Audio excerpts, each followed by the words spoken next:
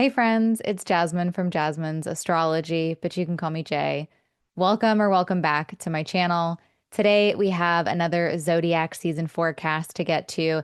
This time we're looking at Capricorn season, which is our final sun sign shift for 2024. And it's going to happen on December 21st, and then the season itself will run through until January 19th, 2025. And when the sun enters Capricorn, it of course means that we have reached another solstice, winter if you're here with me in the Northern Hemisphere. But regardless of where you are and what solstice you're celebrating, this marks a pivotal turning point in the sun's journey. This is one of four important shifts that the sun makes every year. It is this pivot point that the next 3 months will sort of orient around. Of course, the solstices and the equinoxes mark the changing of the seasons of nature. And so, whenever we reach one of those points where we can sort of look ahead to the next 3 months, to the next quarter. And whenever the sun reaches one of those solstice or equinox points, the amount of daylight is that's our sort of signal that the amount of daylight is going to be changing. So at a solstice, we have reached either longest day or longest night. And here in the Northern Hemisphere, the December solstice means that we have reached the point of longest night.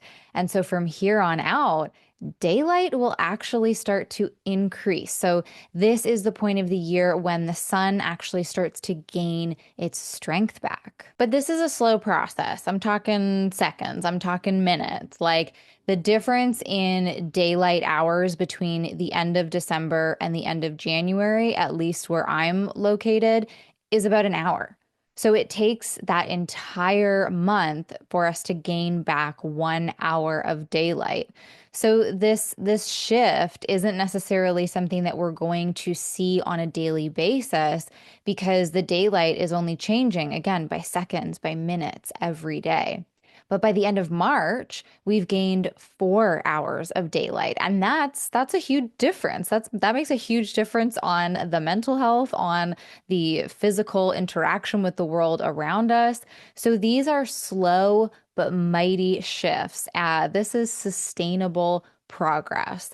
And, my motto, if you watched I think the Sagittarius new moon video, my motto for Sag season has been there's no rush. And that's absolutely going to continue on into Capricorn season and probably throughout the entirety of Mars's retrograde, but at least for this zodiac sign season ahead. And that's really the vibe when the sun moves into Capricorn. We are invited into a slower pace, into a longer term focus, a time of planning and preparation, of thinking about our foundations and where we find stability and security in our lives, or where we need to build something that is more stable and more secure.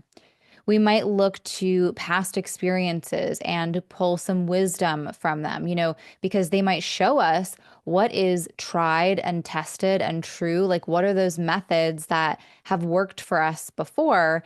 And then how might they be beneficial for us in the present moment, but also in the future? We might learn that from looking a little bit backwards and considering, the wisdom that we've gained through experience. And we're reminded in Capricorn season that anything that is of quality takes time and patience. And in Capricorn season, we are in the domain of Saturn. And so the name of the game is longevity, it's responsibility, it's boundaries. Saturnian energy can help us make those moment to moment changes that we only see in full, that we only feel the true reward from after some time has passed. And a really lovely way to kick off Capricorn season is to consider all the kinds of long-term changes that we have made since the last Capricorn solstice, the last December solstice. And in the spirit of Saturn, perhaps we're especially considering things that we've cut back on or made clearer boundaries around. What limits and containers have we put into place that have been for our benefit? What maybe felt like a bit of a slog or a bit boring on a daily basis. But now that we look back, it actually feels really good to have, stuck with it and put in that time, put in that dedication. Delayed gratification is very much a Capricorn and a Saturnian thing. So the winter solstice is the time to celebrate these types of wins and gains, the kind that took a lot of effort, a lot of elbow grease, a lot of patience, and also to start considering what we'd like to be celebrating at the next Capricorn solstice, and the things that we're going to have to start putting into practice now, those things that might feel a little tedious and monotonous on a daily basis, but that, 12 months from now, we're going to go, "Oh, I'm so glad that I did that." It's become pretty common practice to use the beginning of a new calendar year as a time to set goals and make big changes. But astrologically speaking, the December solstice feels so much more conducive to the initiation of long-term ambitions and plans. Capricorn season in general does offer support for goal setting, practicality, and getting grounded in our intentions for the year ahead, even just for the month ahead, but really for the year ahead. So it's not like January is too late or anything. Like you're not going to miss out if you are waiting for January. But I also think like if you can, it is worth doing something at that solstice point, to ensure that some kind of seed is planted. Like it probably comes as no surprise that as an astrologer, I think timing is everything. And that inception moment of something, that first step of something, that first go, like it means something. That is the beginning of the journey. And so even if on the solstice, all we do is take one step towards something, we do one action, or we even do something that is symbolic of the eventual action that we want to take. I think that matters. I think that makes it the beginning of the journey.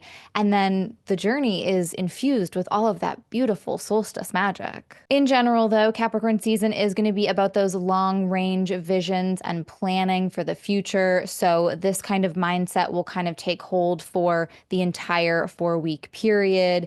The vibe is much more conservative and cautious than it was during Sagittarius season. We had all that like expansive and adventurous energy with Sagittarius, and now we're invited to come back to basics.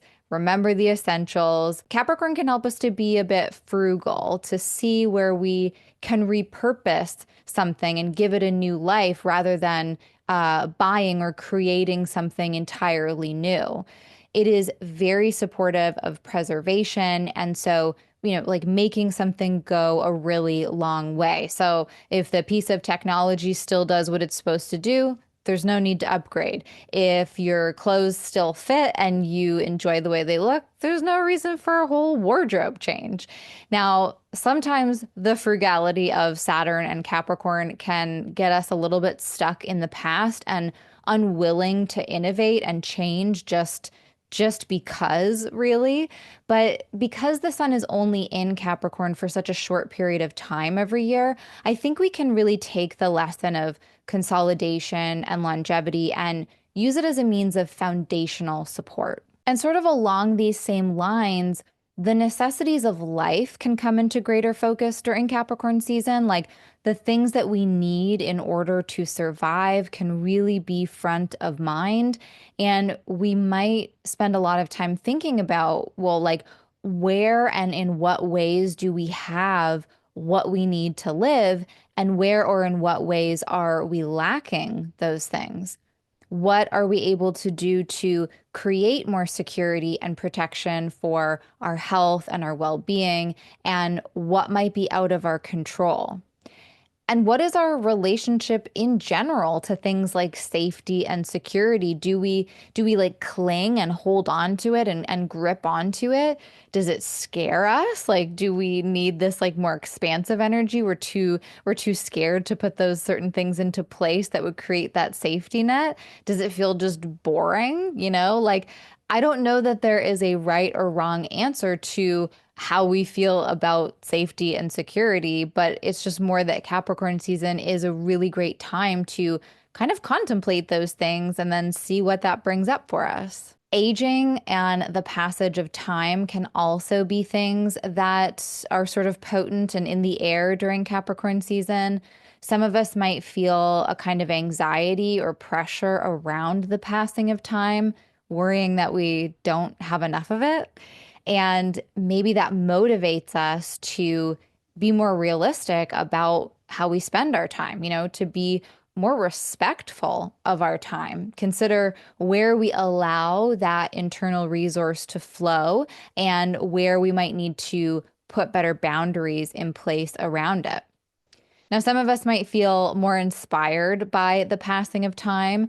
And for me personally, maybe this is part of what calls me to astrology, but I'm just constantly fascinated by time and its movements and sort of just in general, like the way that it helps us to track life and remember memories, like track memories, I guess, like, and just how the context that we gain from the passage of time helps us to understand who we are, who we've been, who we want to be. I mean, time can also be very cruel. It can be a bit of a joker. And I don't know, I just love thinking about sort of the accumulation of time and the cyclical nature of it. And it's just, yeah, timing is everything. And I'm always in awe of how much Capricorn season really helps me to deepen that reverence for time. And in my personal practice, the December solstice is my new year. I see it as sort of the annual new moon. And so this is when I start to plant seeds for the year ahead. And I'm feeling really called to make some kind of shift around the content that I share on this platform. I'm feeling curious about exploring more long-term transits and trends, like kind of in the vein of the Mars retrograde video that I put out recently, but maybe even longer term stuff. Saturn, Neptune, and Uranus are all going to be on the move in 2025. We just had Pluto move into Aquarius. So we have all of these like bigger, long-term, generational shifts happening. And maybe I'm feeling into that as well.